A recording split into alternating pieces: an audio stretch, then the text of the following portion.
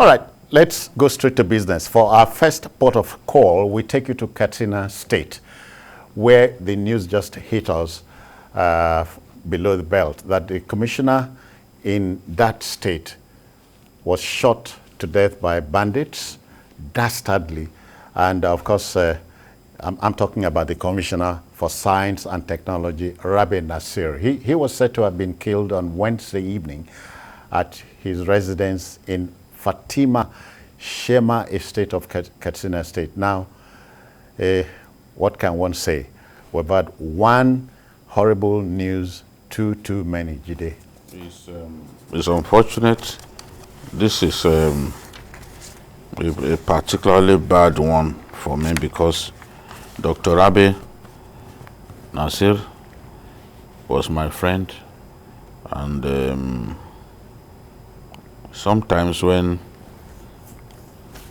there is something tricky that we need to discuss, I will call him. I've known him for quite some time. He was not killed by bandits. This is a clear case of assassination. Really? And he was not shot at because clearly they didn't want people to be attracted to the building by the sound of gunshots. So they actually used knives to kill him. You can imagine how painful it must have been for him. They used they saw knife cuts all over his body, and they locked him inside his toilet after killing him. You know, he was in the House of Reps along with the governor. And then he left the House of Reps in 2015, but retained his building in Abuja. So his family was in Abuja. So he was alone with the house help. Yes, he was alone with the house help. Now, these guys never broke into the building. So how did they gain access? Who opened the door for them? These are questions for the police to unravel. And I understand that some arrests have already been made. He was a special assistant to the governor during his first term, and then he elevated him to the rank of commissioner in 2019. Is particularly painful. If you knew him personally, this was a man with capacity. He has served in different areas. He was in the DSS, you know, during the military era. He was in the DSS. He was in the House of Reps. He was in the EFCC. They were the first set of workers at EFCC. He worked closely with Ribadu back then. It brings the question, so who could be unhappy with him? What could be unhappy with him? As we move close to another election year, anything, this sort of things will happen. Yeah. Remember Arimasha, all of those unsolved murders and all that. This sort of things, as we move close to an election year, you can be sure that some of these things will happen. But my worry is every time there is a high-profile murder, we are unable to solve the murder. They just go, after a while, people will stop talking about it. Because they say, you people, you have a short memory, blah, blah, blah. I don't know if that's the truth. They just have a feeling that we'll stop talking about it after a while. It's just painful. Adekunle, you know, as the Americans would say, you ain't seen nothing yet. So we are approaching 2022, almighty year just before the elections. One is not being cynical. Anything can happen. Yes, anything can happen. If you look at his profile, naturally you will believe that somebody was not happy. It's making some people uncomfortable. Look at his profile. But I am, you know, somebody who has been in the House of Reps, somebody who has served in the SSS, somebody who has served in the EFCC. And obviously he would have stepped on those. He was very, very close to the governor. Wow. And just as Jide said, a man with capacity. So some people may be thinking, I'm not too sure, maybe it's a governorship material. You know, in our climb here, it's like a crime when to be successful. When you are resourceful, you are successful, you have initiative, you are doing well. Yeah. You make life difficult for some people. Yeah. That's the way they see it. So maybe, in politics, maybe that's why you are lying low.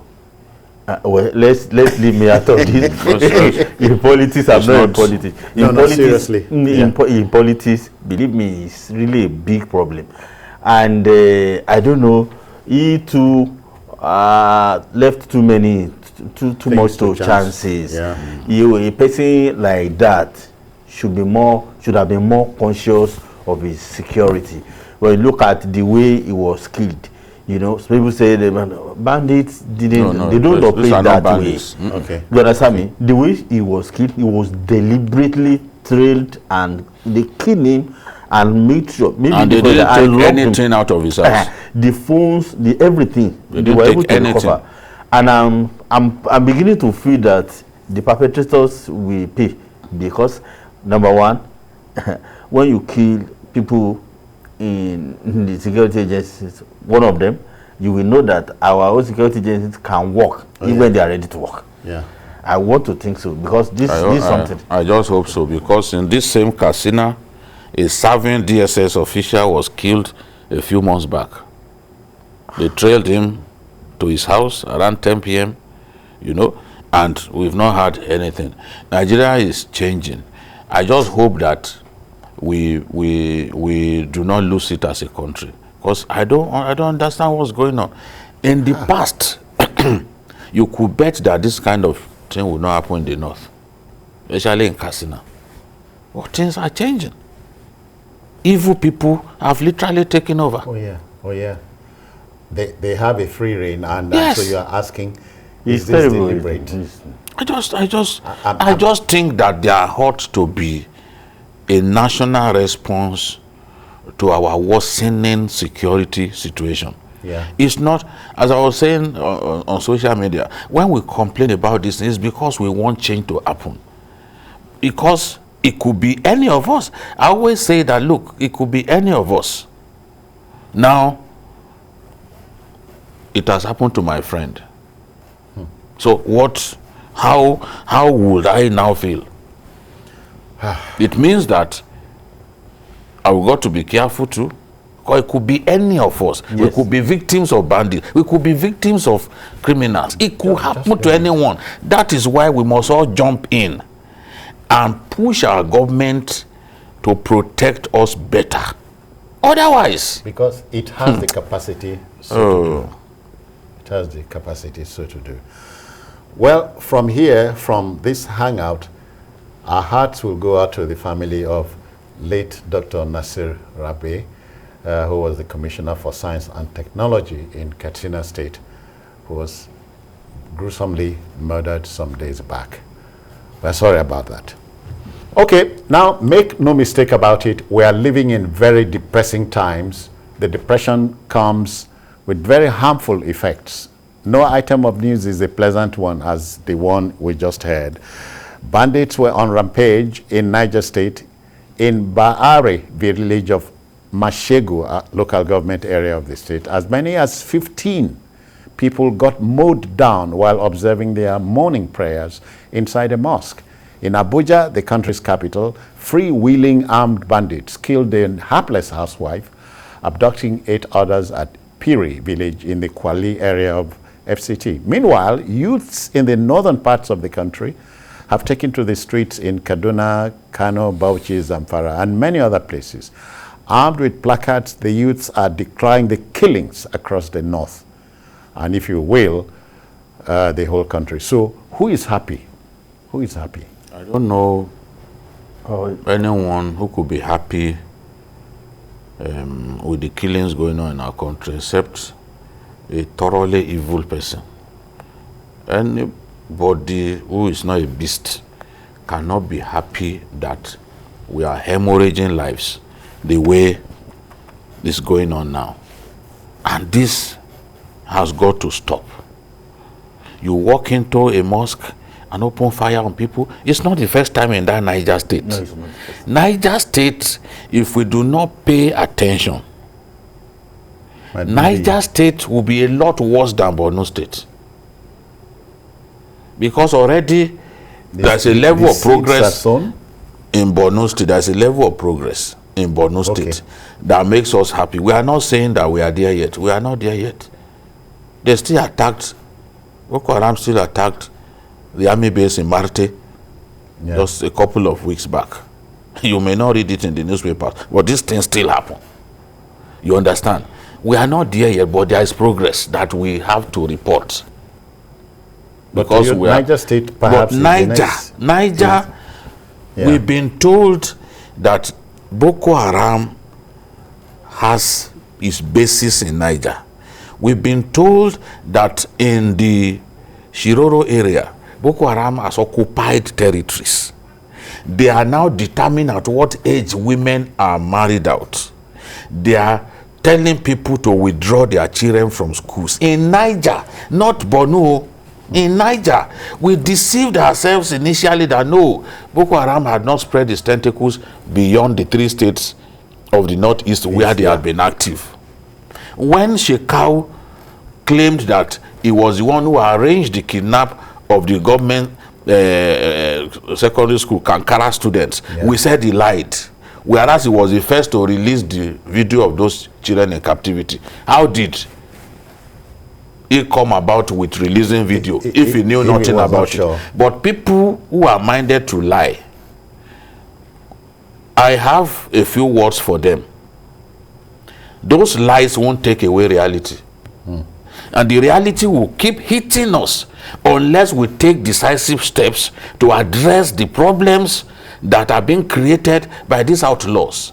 That's it. Now, in this same Niger, even in Kontagora local government, where the governor comes from, the bandits are running riots. You can hardly drive more than 10 kilometers outside of Kontagora without expecting that you could be kidnapped or even killed. Or fired at. The same group of criminals are also making moves.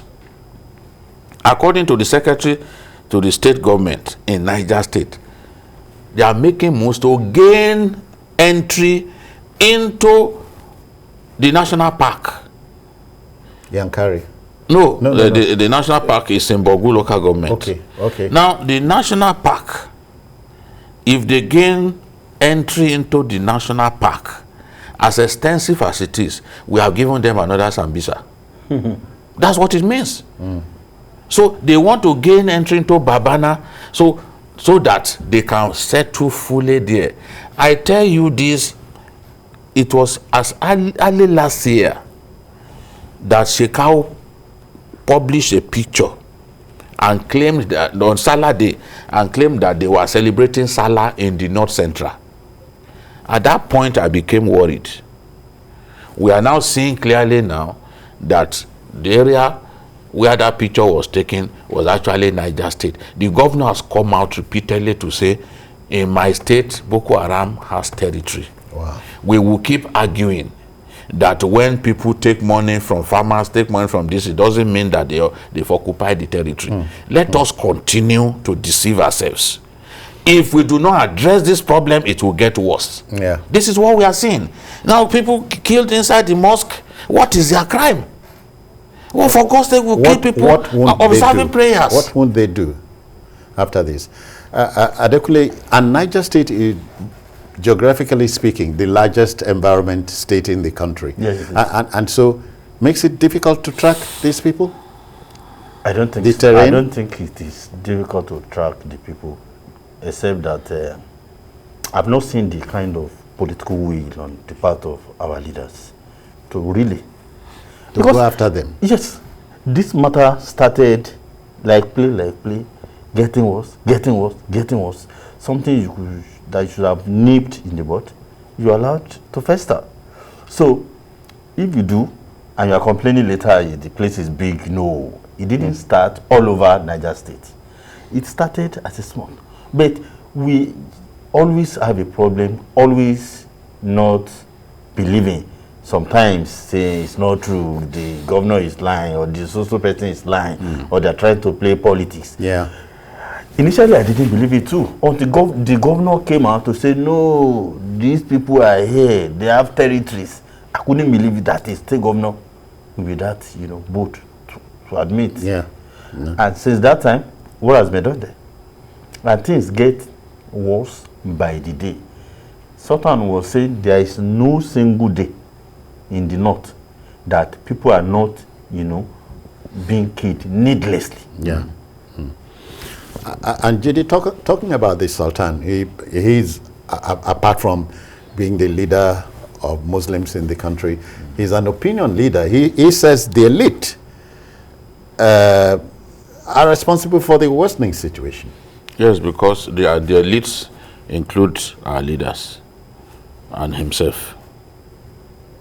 When he talks about elites, he has inexorably added himself to the list. The leadership of the country ought to come up with the right measures. Governors, Mr. President, they've got to take decisive steps, take the right steps.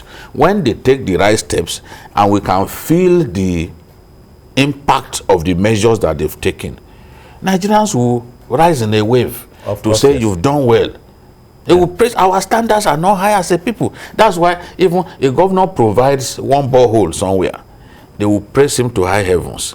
Nigerians just want to feel the impact of government, whether it is in the area of security or provision of amenities and all that. They want to feel the impact of government, and that's not something that is too much to aspire to have. That's not asking for too much. That's not asking for too much. That's why I said our standards are not really high. The things that we praise governors for, the things that we praise presidents for in our country are taken for granted in other lands. But look at what we face now. You have to provide your security. A company came out with an advert the other day that to go to the east with full retinue of security men that will take you all the way to the east this Christmas season. They know our friends in the east, from the east like to go home for Christmas. They may make all the money in 11 months. That Christmas time, they want to be at home. So they are now saying, come and pay 300,000 naira plus, just so that you get your full security and you'll be driven home. That underlines the extent of the problem. Where is that coming from? Who is saying that? It's a company. It's a transport company. A security/transport company now. Saying pay 350,000 or so, and then you'll be escorted home by gun-toting security men and all that. That underlines the extent of the problem that we face as a people. This insecurity is now so terrible. So I appreciate the Sultan. When we are in this kind of situation, the situation itself is crying for leadership. It's crying for decisive action by the leadership. And who constitute the leadership? Is the elite. You and I are not decision makers for our country. We are not. It's the decision makers that His Eminence was talking about. So they are the elites, and they are the people who must make this change happen. Lately, he's been talking a lot about problems in the north, and I'm happy if you and Ibibio highlight this to a large extent. Some people could say that you hate them, you hate the north. But here is a prominent son of the north talking at length about the scope of the problem and demanding that the problem be solved. The damage that banditry is causing to the north cannot be reversed in many years. If it goes on like this, they too, more or less like Boko Haram, they are now taking territories and even appointing district heads. Are you telling me? Adekunle Yusuf, you remember that song by Bob Geldof, Blowing in the Wind? You know, so how long more must the people get killed before we pretend nothing is happening? The youths of the north are taking to the streets. So this is trying to knock on the doors of the rulers. Of the elite. Or the elite, this same elite. You see, in any society, whether there is peace, there is security, there is prosperity, there is hunger, the elite. Yeah. It is the elite. They are the ones, whether they are in government, and when we see the elite, we are not talking about those in government alone. The elite, they are like a cult in any society. It's a cult. So you see, they always come together and take decision that this is the direction they want their society to go. And that's where ordinary folks... You know, where I became very, very wary of the elite is when somebody said, wars are not declared by generals, but by the elite. So when you look at what has been happening in Nigeria since the beginning of Boko Haram insurgency, which started like a child's play, how many years ago? We need to question our elite. Is there a conspiracy somewhere among them? What do they really want Nigeria to be? Yeah. No, what do they really want out of Nigeria? This is a country that has given them a lot. How much are we owing? The billionaires today were nobody before. The president, the governors, all of them, who are they before? Nigeria made them. Why is it difficult? Nigeria was a better place when I was younger. Today, can I talk about Nigeria of 20 years ago today? Our country should be getting better. One is getting worse. Our country should be becoming safer. It's getting... So why should that be? It really doesn't matter. When the youth are protesting, they are just, expressing their anger at the failure of leadership, failure of our elite, that they are not doing anything. Whatever they claim they are doing is not working. The primary purpose of any government anywhere in the world is to provide security, for property and lives. If that is not done, that is not happening. That government is a failure. Look at the footage on the screen. These are the people who are kind of stones in our country. They have weapons. To come and look at it. In our country. And the elite, even when you look at them, look at the governors, look at the people in the highest level, president, look, you wouldn't see the sense of urgency that we are in a problem. Yeah. Whatever they are saying is not good enough. Whatever they are doing is actually not good enough. We always talk about the military. This is a military we overburdened. What of the political, aspect of it? Boko Haram should have been, become a thing of the past. Now bandits have become another thing. We are crying right from the beginning. Do this. But so Jide, to me, it doesn't really matter anymore. It doesn't really matter anymore if they are declared terrorists. What more will they do that will surprise us? The Boko Haram has been declared terrorist group since the Jonathan era. Have we defeated them? It's not what you call them, it's the appropriate response to their criminality. That's it. That will ensure, if we do not have the right strategy to deal decisively with them, if you like, call them super terrorists or whatever, they will still continue to harass us the way they are doing. Okay, then let's keep it going. When the National Assembly passed the amended Electoral Act the other day and transmitted it to Mr. President for assent, political commentators knew we were bracing up for intrigues and a lot of histrionics or theatrics from the political class. The narrative is assuming a more engaging dimension. The argument of forces opposed to the direct primary regime is that the cost was prohibitive, hence Mr. President should withhold his signature to the bill. But now, Chairman of the Independent National Electoral Commission, INEC, Professor Mahmoud Yakubu, has said categorically that political parties should bear the cost of primaries and not the electoral body. He was a guest of the House of Reps Committee on Appropriation. The electoral umpire, like the oracle, has spoken. Need one break this down? But let's share the story of the meeting with the lawmakers with you first. So it prepares the ground for the discussion. Watch this. Electoral Act Amendment Bill has not ceased to be in the news. The National Assembly and state governors have been on a collision course over the mode of primary elections to be adopted. While the Parliament favoured direct primaries, the governors insist on indirect mode of candidate selection. Those against the direct primaries quoted INEC as having demanded over 500 billion naira to monitor. This was why the House last week passed a motion to invite the INEC chairman for clarity on the insinuations before the House Committee on Appropriation. At the end of the meeting held behind closed doors, INEC chairman says the commission did not put figure to any of the modes of election.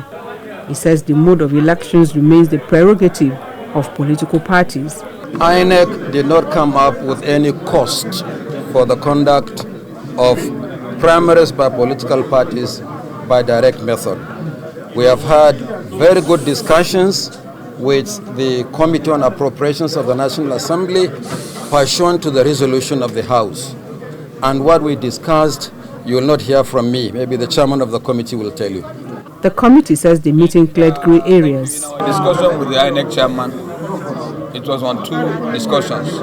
One, his requirement for 2023 election. Secondly, on direct or indirect primaries.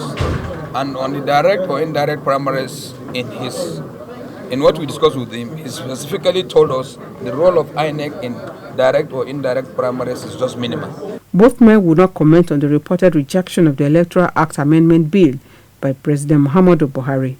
Reacting to reports that President Muhammadu Buhari has rejected the latest amendment to the 2010 Electoral Act, the House says such insinuations remains the figment of the imagination of those behind it. The Electoral Act, time is of the essence on it, based on the fact that the calendar is out for the election of 2023, and based on that, the earlier we get the Electoral Act out of the way, the better. The House reaffirms its commitment to passing the 2022 appropriation bill before it proceeds on end-of-the-year holiday next week. Joke Adsa, TVC News, Abuja. Yeah, okay. So the story is clear. So the INEC chairman had said, look, it is your business as a political party to fund your primaries, whether direct or indirect, and not the INEC. I think he is protected by the law. That's fair enough. INEC has the responsibility of supervising the primaries. So as far as is concerned, there was no time that INEC said it needed up to 500 billion to successfully monitor the primaries. I'm happy that is the INEC chairman saying that, because one of the things, one of the propaganda pushed out by those opposed to the idea of direct primaries was the fact that they claim that it will cost INEC so much money, up to the tune of 500 billion. In fact, the House of Reps then even said if the INEC, if it will cost that much, that they will be willing to permit the president to take a loan to fund it. To fund, I mean, the INEC's supervision of the primaries. And I felt that, why do we always think that taking a loan is the solution or the way to go? We have seen parties conduct direct primaries in this country, and it didn't cost an arm and a leg. Yeah. So the parties should go ahead and lay down the modalities. All INEC needs to do is simply to come and observe, not supervise, not direct. Just observe the process to be sure that the process is in line with democratic ethos. That's all. Yeah, INEC has no business with how INEC will not print ballot materials for the election. Yeah. INEC will not print. INEC will not incur huge logistic costs. All that INEC will need is just put their men on ground in those the designated voting points. So I think the INEC chairman handled the matter very well, and he has made it now look even less complicated. And so acrimonious. Yes, because for a lot of people, why should we spend that kind of money? Why should INEC has not even received sufficient funding for its activities? Not to talk of now planning to spend another 500 billion. Now we know that won't happen.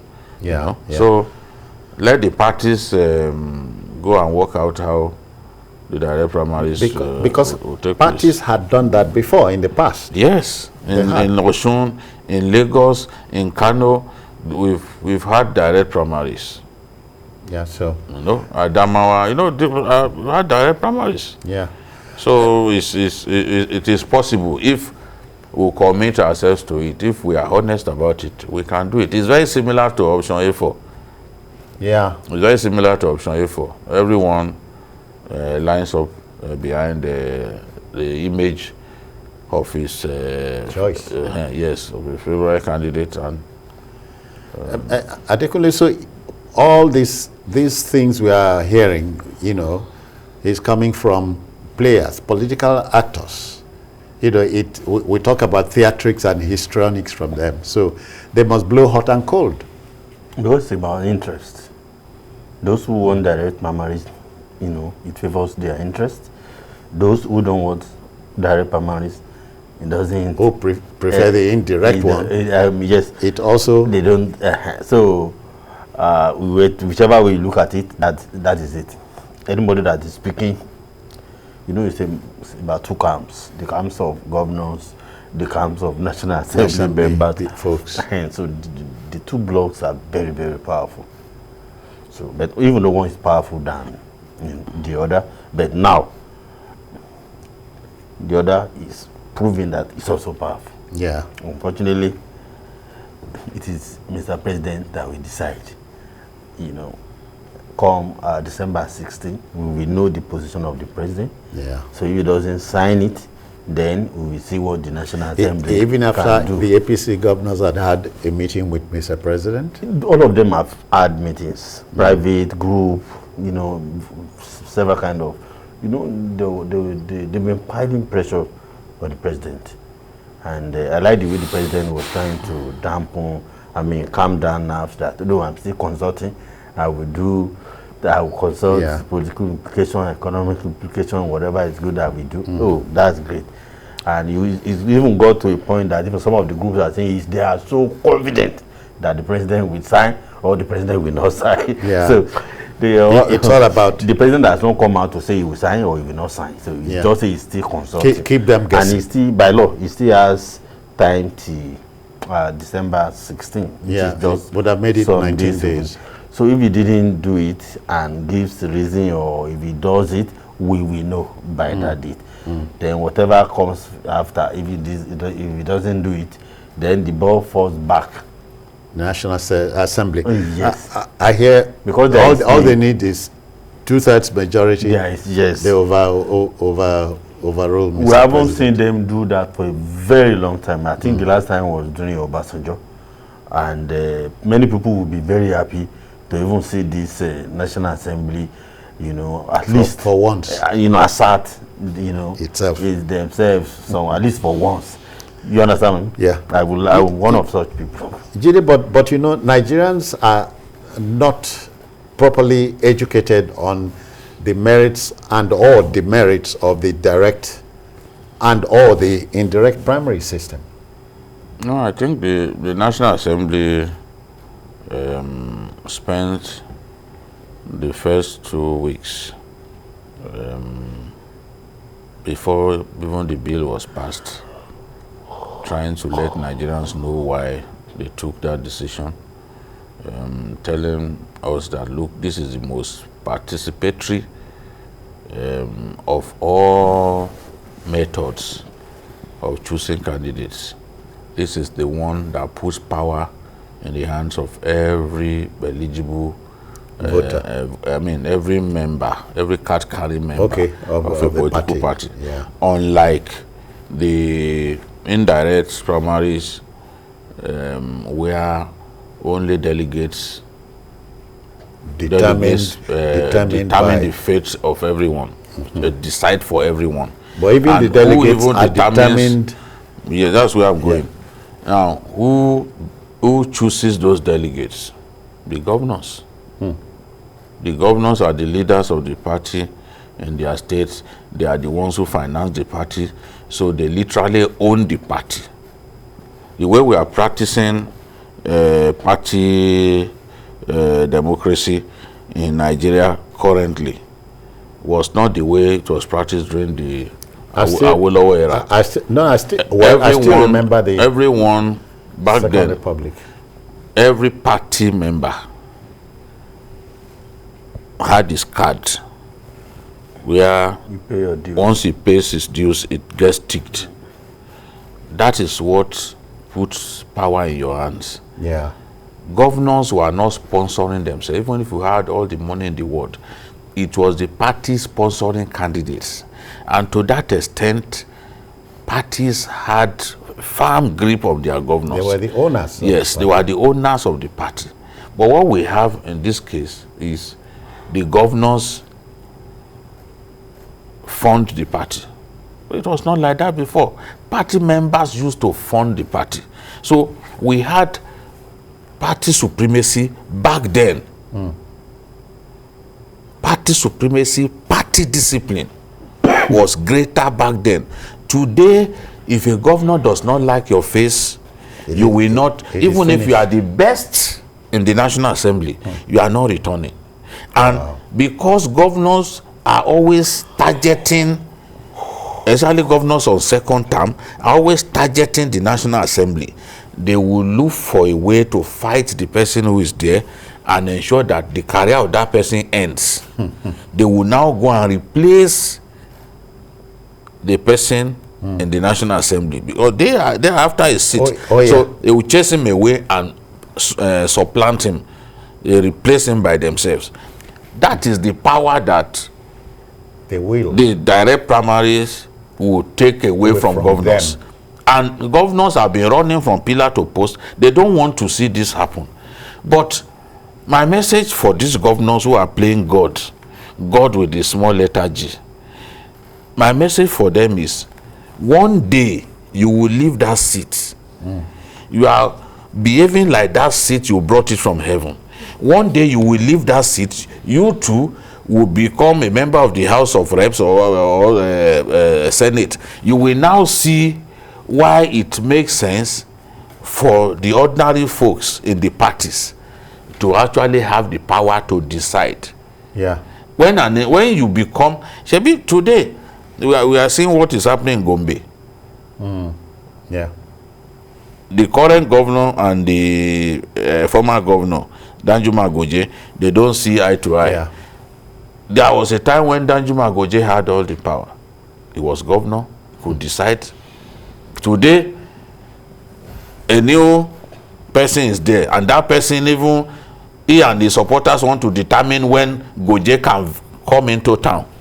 Goje was going to do wedding for his granddaughter. They are saying, no, you cannot come in. They blocked him. Where the man had been governor and made the current governor his commissioner. Wow. So this is the thing. Let the power go to the ordinary folks in the parties. At least for one. Yes, let them be able to decide. Adekunle, because for once it was so. I remember in the Second Republic, we talked about Alhaji, the later Adisa Akinloye, still talking about the National Assembly and INEC chairman telling parties the issue of primaries, whether direct or indirect, the cost of those primaries must be borne by you.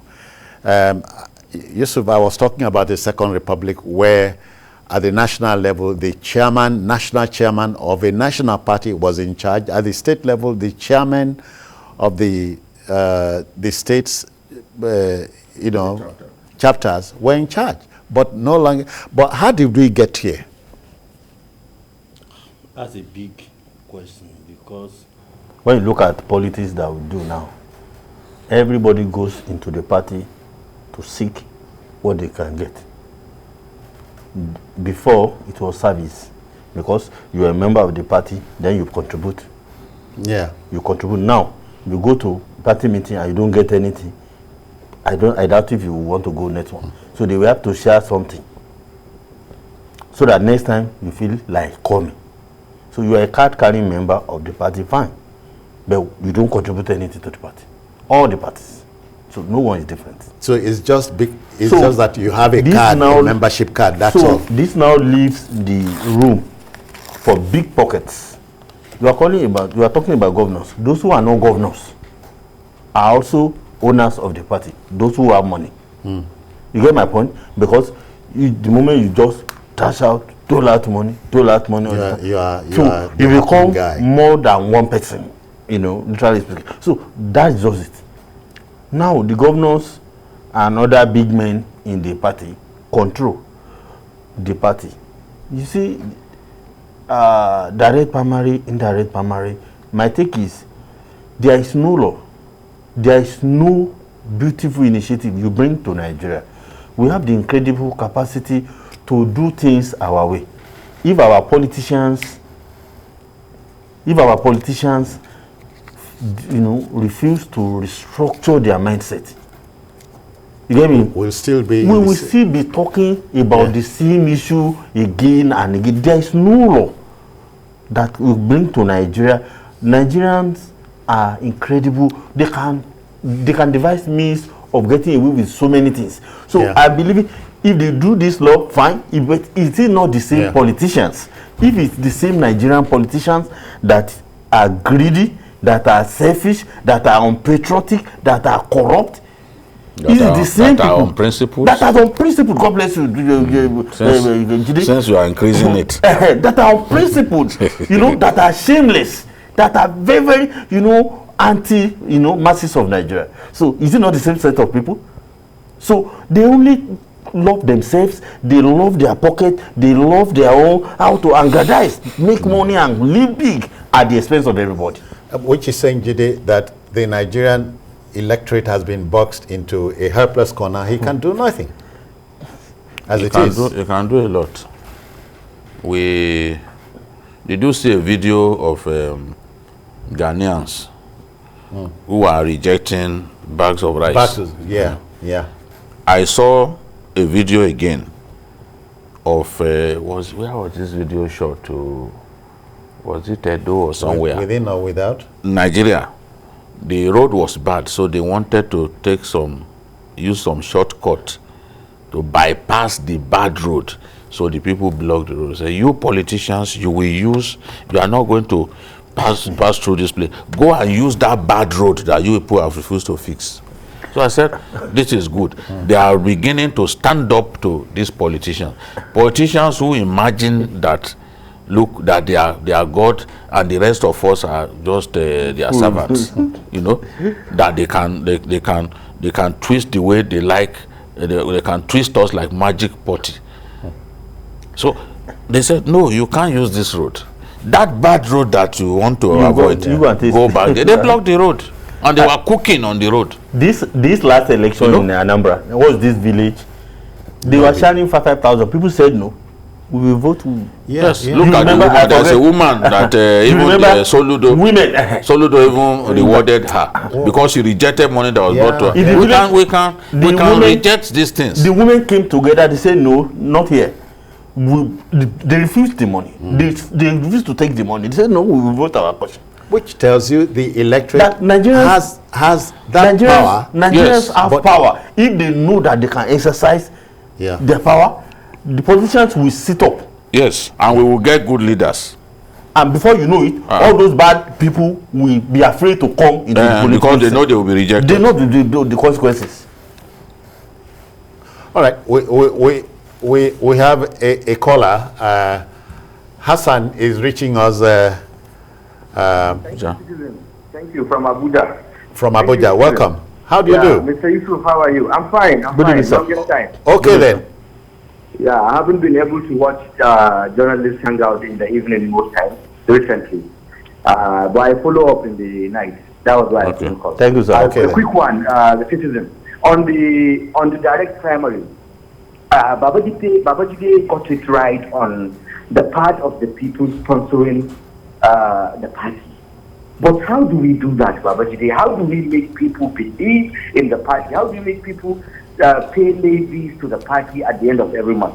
How do we make our leaders, like the president, go back to his word for a ward meeting before election? How do we make people believe we thought could have done better? Okay. Let him respond here quickly. You understand? Yeah. We thought that the president could have strengthened the party's primacy, as Budget said. We thought he could. We have advised him. We have sent a letter to him. We've advised him on go to the ward, have a meeting at least once in a year in your ward. Yeah. Let politicians and people that vote. Thank you, Hassan. Thank you, Hassan. Mr. President is father of all, and as father figure, he knows what's best for his children. Yeah, Jide, you quickly react? The president has not taken any decision. Whatever people read in the newspapers is just speculation. Nothing official yet. We don't know what he's going to do. We don't know whether the House will override his veto, we'll wait for the 19th. Yes, no, the 16th. We don't know whether they will use their veto because they have it. They've used it before during the Obasanjo regime. No matter how happy the National Assembly is to work with you, if their interest is affected, because politics is an interest-driven game, you may then see them act in a way that shows that they are desperate to protect their interest. I hear we must go. Time is the master. But let's thank you all the same, Jide, for coming. Thanks. And of course, Yusuf, we thank you for your time. That will just about do it on today's edition of the program. If you missed this edition, join us at 11 for the late edition. And on Sunday, 1:30, we're on air with the same show, an expanded one, 2 hours. And this show is also on YouTube at youtube.com/TVC News Nigeria. I'm Citizen Jones. Bye-bye now. Take care.